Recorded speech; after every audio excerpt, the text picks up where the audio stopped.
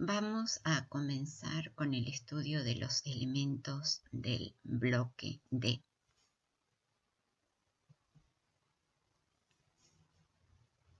Comenzamos el estudio de los elementos de la tabla periódica, recuerdan ustedes, viendo primero al hidrógeno, que es un elemento que consideramos que era mejor estudiarlo solo y no pertenecía a ningún bloque. Después vimos el bloque S, de los metales alcalino y alcalino térreos, y después vimos los elementos del bloque P. Ahora vamos a ver los que están en el medio. Los elementos del bloque D son los que están entonces entre el grupo 2 y el grupo 13 de la tabla periódica. O sea, son los elementos de los grupos 3, 4, 5, 6, 7, 8, 9, 10, 11 y 12. Y después, más adelante, vamos a ver los elementos del bloque F. Ahora vamos a comenzar a hablar de los elementos del bloque D. Para estudiarlos, vamos a analizarlos de distintas maneras. Una de las formas en las que se suele encarar el estudio de estos elementos es analizando los elementos en filas. O sea, se suelen estudiar generalmente la primera fila, que corresponde a los elementos que se conocen como la primera serie, y después se suelen estudiar los elementos de la segunda y de la tercera serie, y muchas veces se estudian juntos porque tienen propiedades similares. Y más adelante vamos a estudiar los elementos en grupos. Que un elemento pertenezca al bloque D no quiere decir necesariamente que sea un elemento de transición. Que un elemento pertenezca al bloque D quiere decir que pertenece a alguno de los grupos, como dijimos recién, que están entre el grupo 2 y el 13 de la tabla periódica. Sin embargo, que un elemento sea un elemento de transición implica algo distinto. La definición de metal o de elemento de transición es la siguiente. Un metal de transición es un metal, es un elemento que contiene el subnivel D incompleto. Cuando, y acá esto es importante, cuando consideramos el átomo neutro o bien los iones que forma el elemento. Por ejemplo, el hierro tiene una configuración electrónica argón 4s2 3d6. El subnivel D está incompleto, por lo tanto, el hierro es un elemento del bloque D y es un elemento de transición. Cuando analizamos el cobre tiene una configuración 4s1 3d10.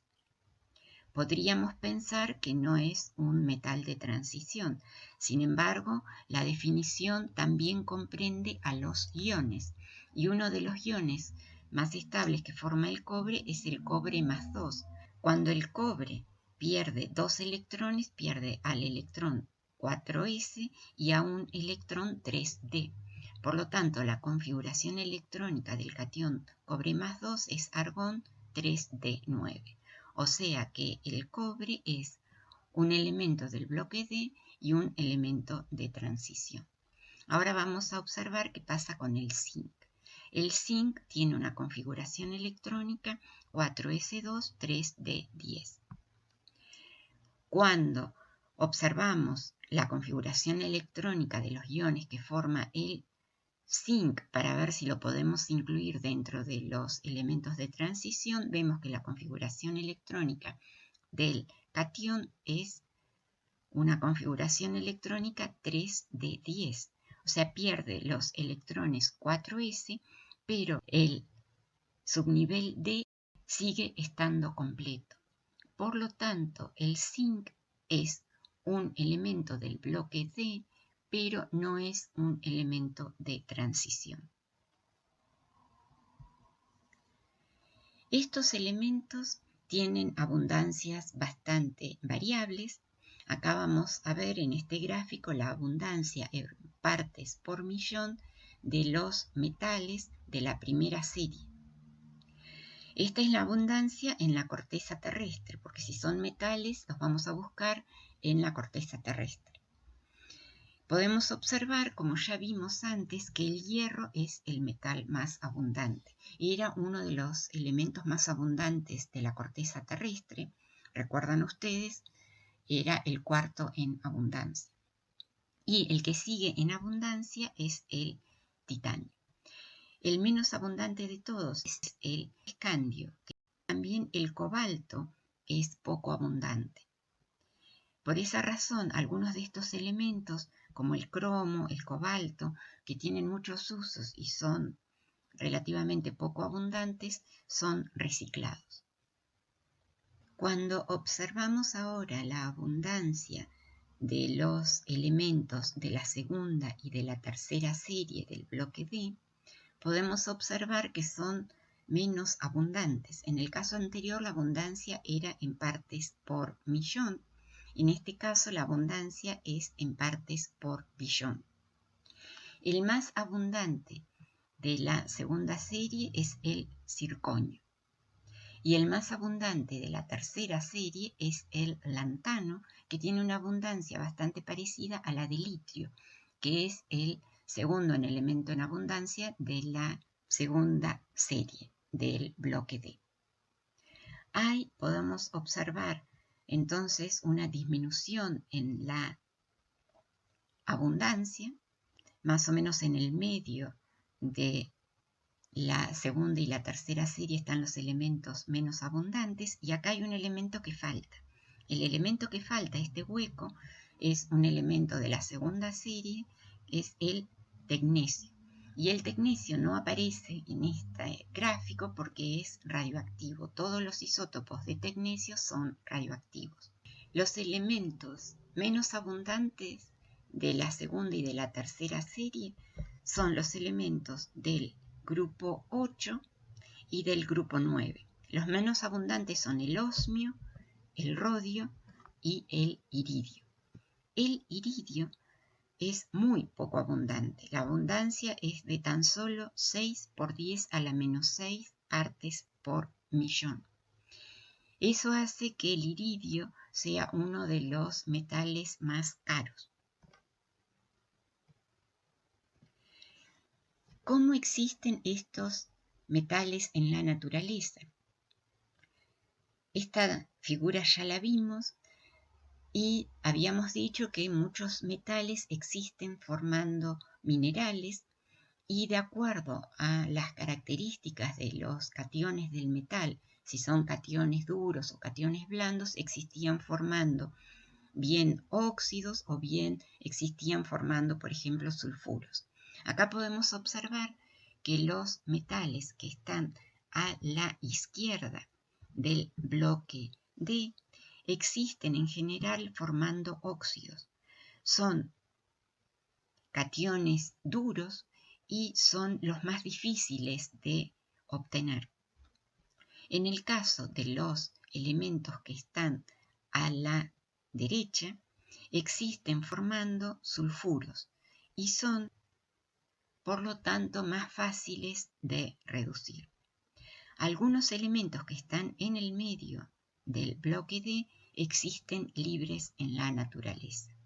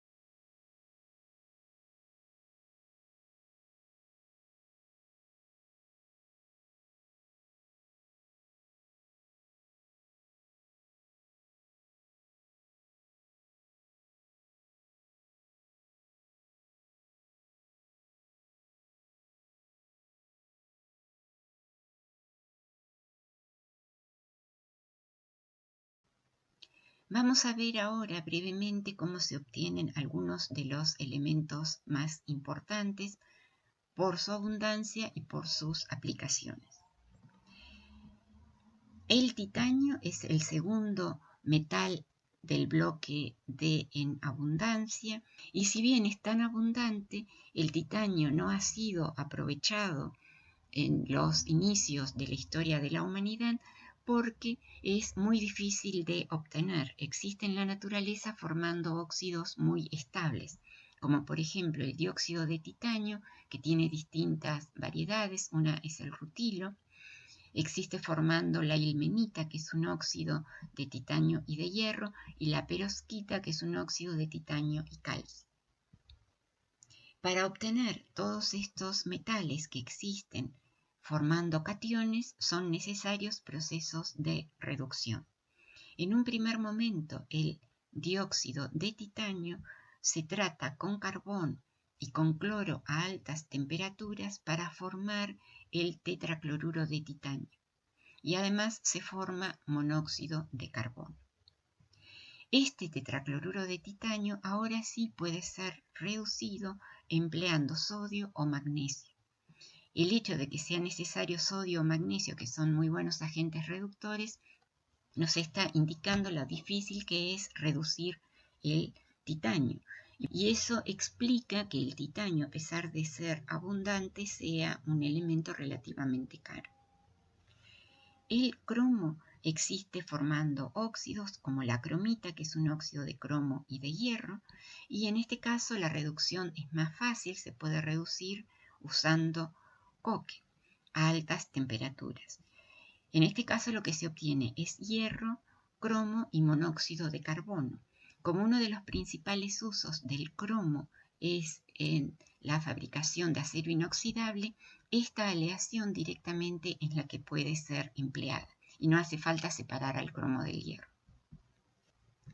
El manganeso se puede obtener a partir de la pirolusita, que es un óxido, y se puede reducir empleando carbón, y directamente se obtiene manganeso. La producción industrial de hierro tiene lugar en lo que se denomina un alto horno. Acá en la Argentina actualmente, hasta donde yo sé, no hay ninguno. Hubo un alto horno en Zapla que producía hierro, pero hace ya muchos años que fue cerrado, creo que en los años 90.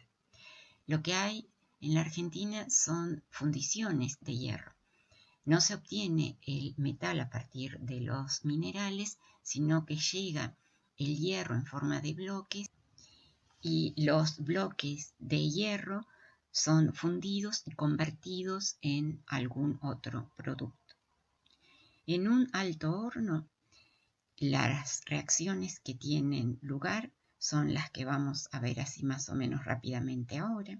La materia prima es algún mineral de hierro. Los más abundantes son óxidos como la hematita, que posee trióxido de hierro, o la magnetita, que es un tetraóxido de hierro, más impurezas en forma de silicatos.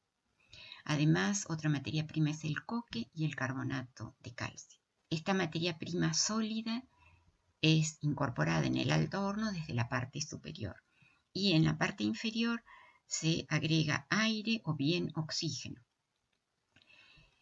En la parte inferior del horno la temperatura es alta y en la parte superior la temperatura es menor.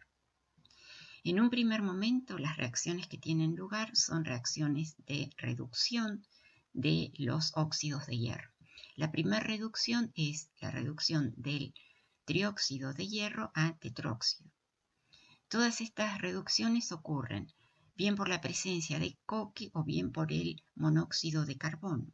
El monóxido de carbono se forma a temperaturas altas, más o menos en la mitad del horno, por la reacción del coque con el dióxido de carbono. ¿De dónde sale el dióxido de carbono? Sale de la descomposición del carbonato de calcio, que como ya vimos, cuando se descomponía el carbonato de calcio daba el óxido de calcio más el dióxido de carbono, que este es el que en la mitad del horno reacciona, más el dióxido de carbono que se va formando en las distintas etapas. El tetróxido de hierro es reducido ahora a hierro 2. O sea que ya llegamos a tener todo el hierro ahora, más o menos en la mitad del horno, en un estado de oxidación más 2. Finalmente, a mayores temperaturas, todo el hierro 2 es convertido por el agente reductor, que es el monóxido de carbono, en hierro. Y se separa en forma líquida en la base del horno. Por otro lado, el óxido de calcio más todos los restos de los minerales son convertidos en silicatos. Esta es lo que se conoce como escoria. Y la escoria se retira también en la parte inferior del horno. Por una cuestión de densidad, el hierro queda abajo y la escoria queda arriba. La reacción total, entonces, es la reducción del hierro empleando monóxido de carbono como agente reductor.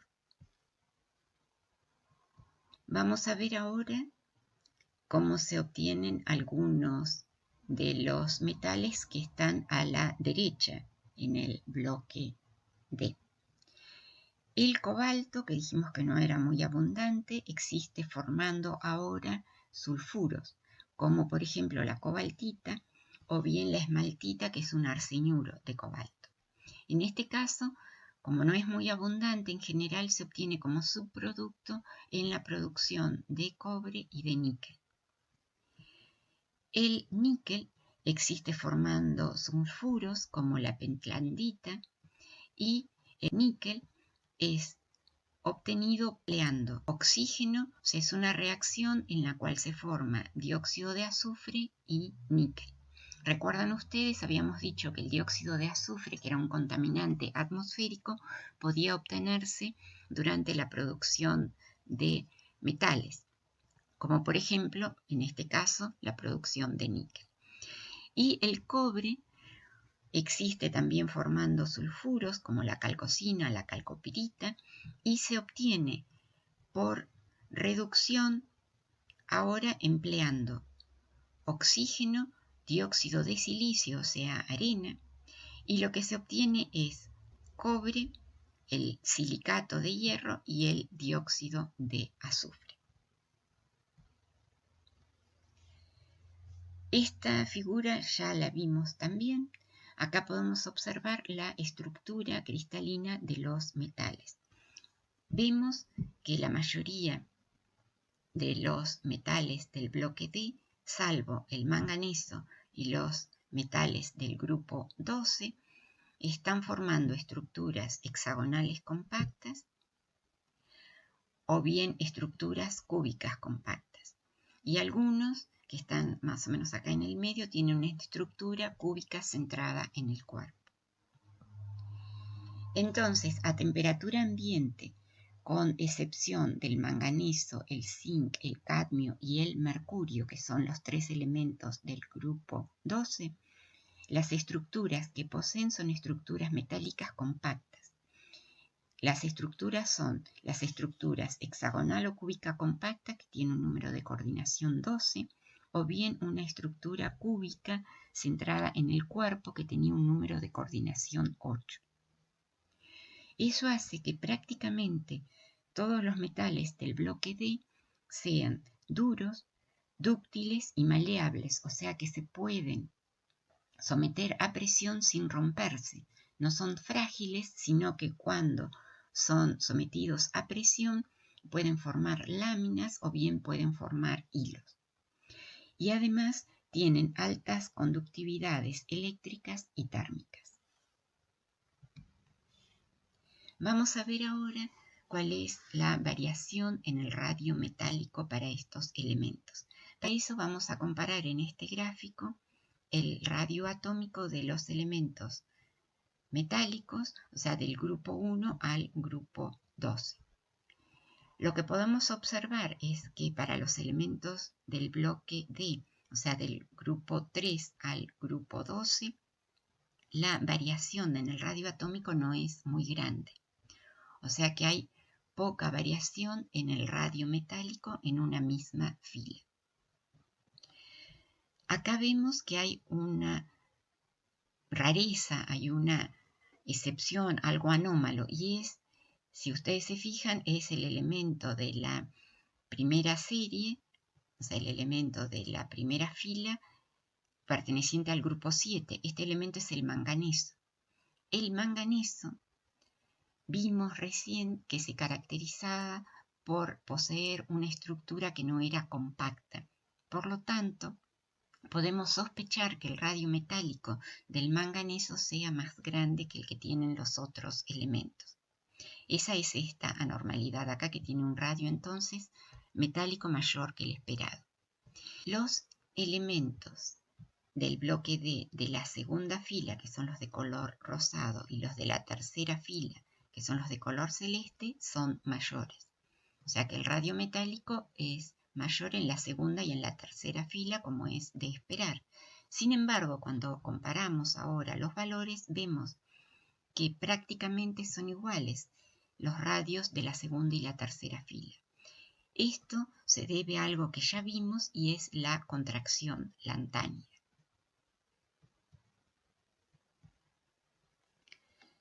Vamos a ver ahora la variación en la energía de ionización.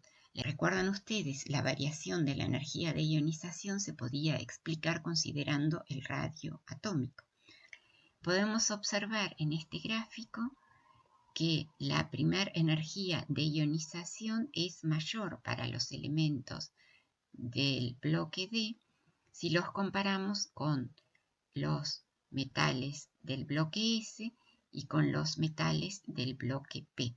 O sea que vemos que para los metales del bloque S es menor, después va aumentando la energía de ionización para los elementos del bloque D y después vuelve a disminuir con los metales del bloque P.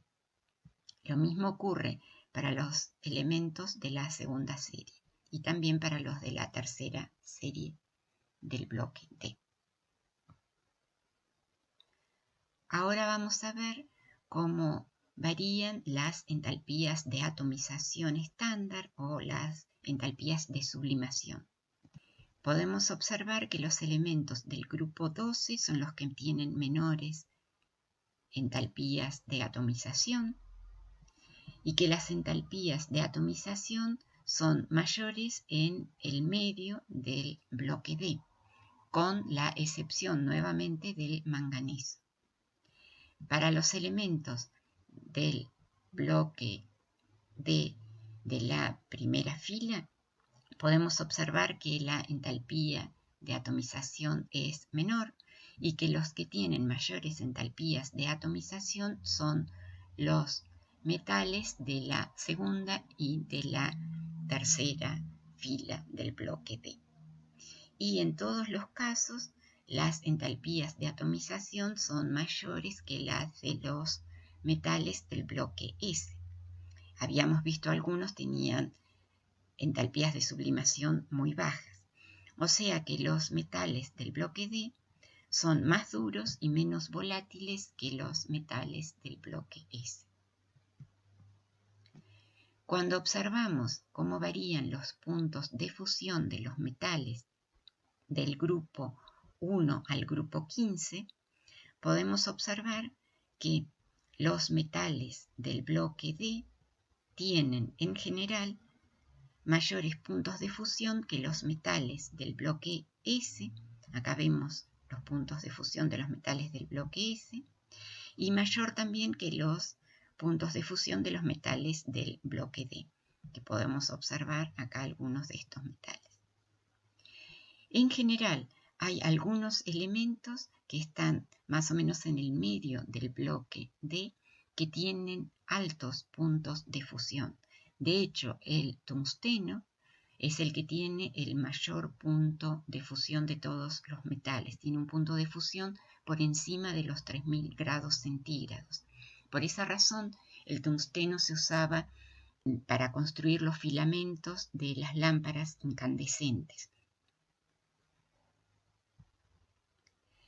En este gráfico podemos observar las densidades de los metales, nuevamente los metales del grupo 1 al grupo 15, y vemos que otra vez las densidades de los metales del bloque D son mayores que las densidades de los metales del bloque S, y también son en general mayores que las densidades de los metales del bloque P. Podemos ver acá, cuando observamos la variación en el número atómico, que la densidad va aumentando en la serie con el número atómico, y también van aumentando a medida que aumenta el número de grupos. O sea, a medida que nos desplazamos a la derecha y hacia abajo en el bloque D, la densidad aumenta. Hay algunos metales que tienen densidades relativamente bajas, pero hay otros, como por ejemplo el iridio y el osmio, que son los metales más densos. Tienen una densidad de aproximadamente 22 gramos por centímetro cúbico. Esta tendencia que podemos observar en las propiedades físicas se puede explicar considerando el enlace metálico. El enlace metálico se explicaba considerando la teoría de bandas. Y recuerdan ustedes, estas bandas se formaban por superposición de los orbitales que estaban disponibles. En el caso de los metales del bloque D, tienen disponibles orbitales N+1s y orbitales Nd. Así que se forma una banda S formada por la superposición de los orbitales N+1s y una banda D formada por la superposición de los orbitales Nd. ¿Qué ocurre ahora cuando analizamos los distintos metales? Por ejemplo, en el caso del titanio, que tiene 4 electrones de valencia, estos 4 electrones ocupan la banda de menor energía, que es una banda de valencia y que tiene carácter enlazante. En cambio, en el caso del manganeso, que tiene ahora 7 electrones de valencia, como tiene tantos electrones, la banda enlazante, la banda de menor energía, está ocupada y se comienza a ocupar la banda superior, que tiene carácter antienlazante. De esa manera podemos explicar ahora que el radio atómico del manganeso sea mayor. Algunas propiedades generales que tienen estos elementos, después los vamos a ir viendo en detalle cuando veamos cada grupo, es que estos metales, comparados con los metales del bloque S, son moderadamente reactivos, tienden a formar compuestos binarios cuando se calientan en presencia de oxígeno, de azufre o de halógenos. Forman compuestos intersticiales cuando se combinan, esto ya lo vimos, con hidrógeno, con boro, con carbono o con nitrógeno. Algo que vamos a ver después es que forman compuestos que en general son coloreados y son paramagnéticos. Forman, a diferencia de los metales del bloque S y del bloque P, una cantidad importante de compuestos de coordinación y poseen estados de oxidación variables. Los elementos de la segunda y de la tercera serie se caracterizan porque tienen números de coordinación muy grandes. Los números de coordinación pueden ser entre 4 y 9, y estos números de coordinación mayores se observan en los grupos 3, 4 y 5. Tienden a formar compuestos con enlaces múltiples metal-metal, y además tienen tendencia a formar compuestos racimo o también llamados compuestos clúster.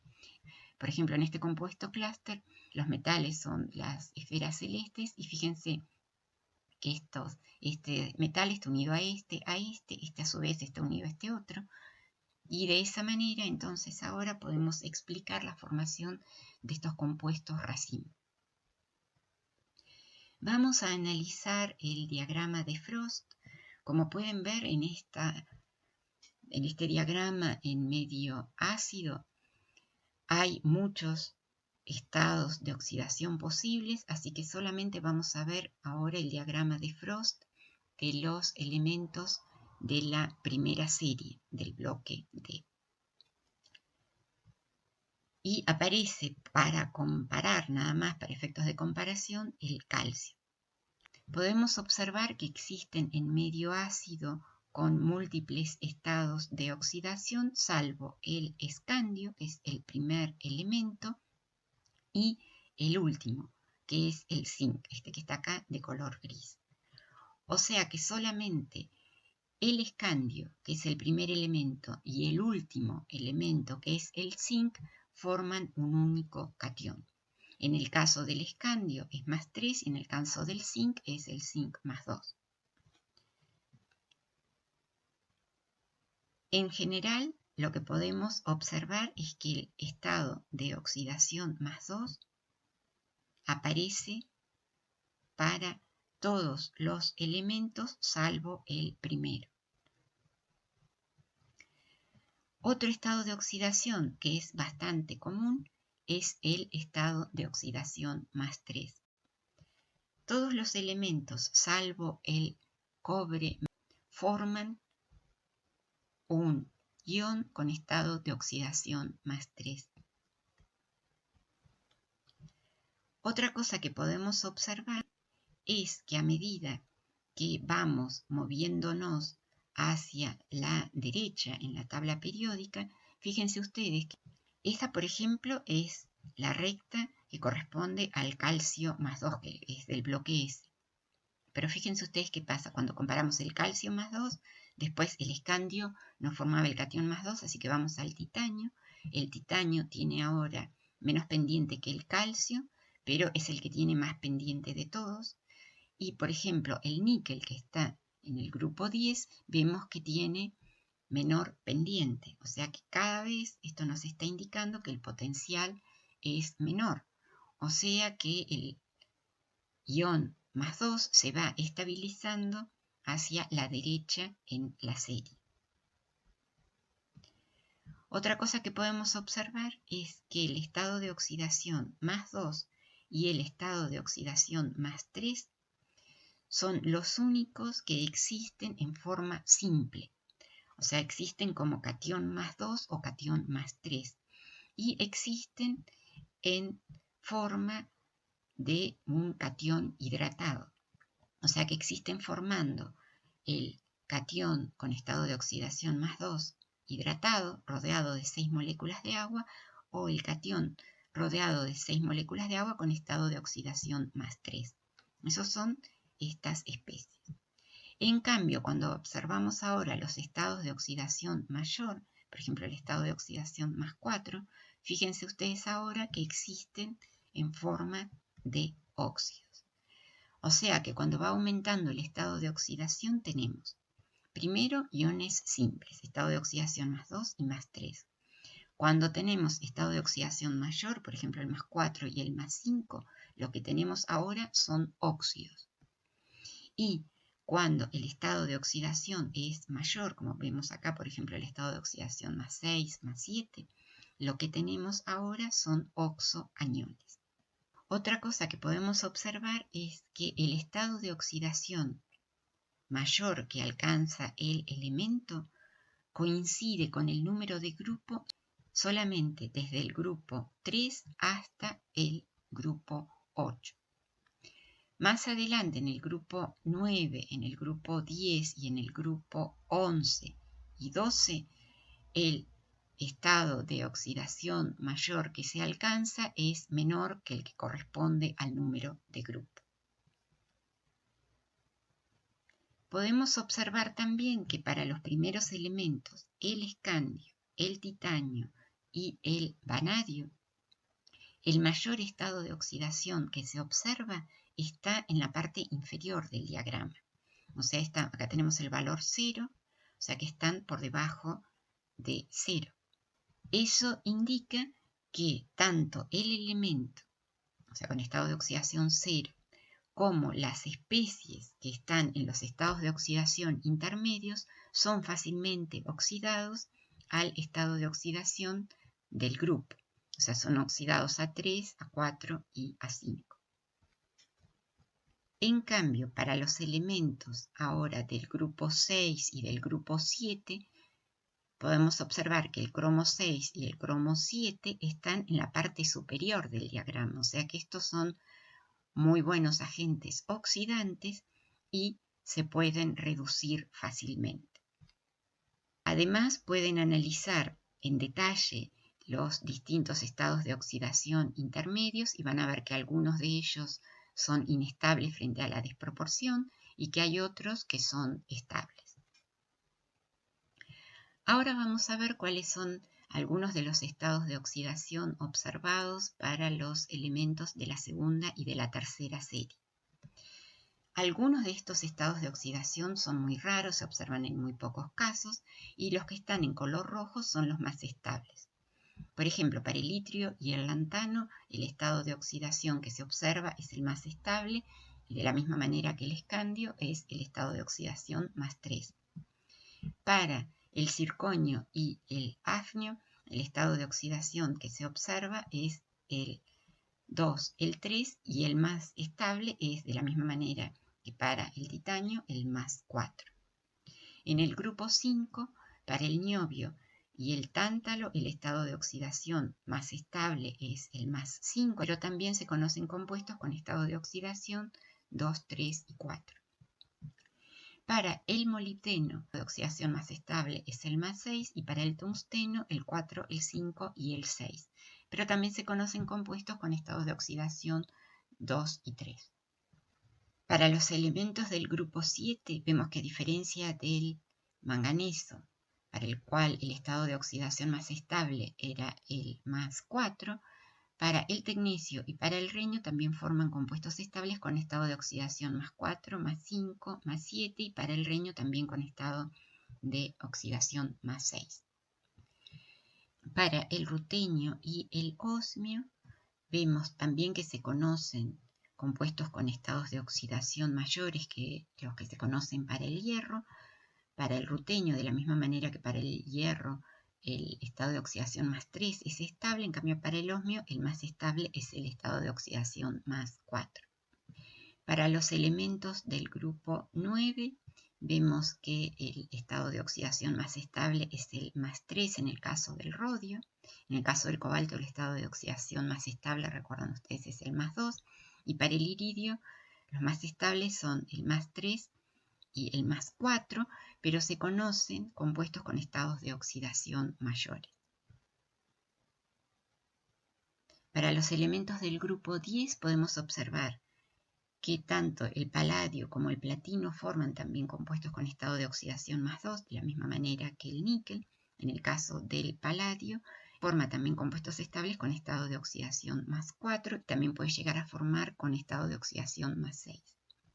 Y para el grupo 11, en el caso de la plata, ahora el estado de oxidación más estable es el más 1, para el cobre el más 1 se desproporciona, el más estable es el más 2, y para el caso del oro el estado de oxidación más estable es el más 3.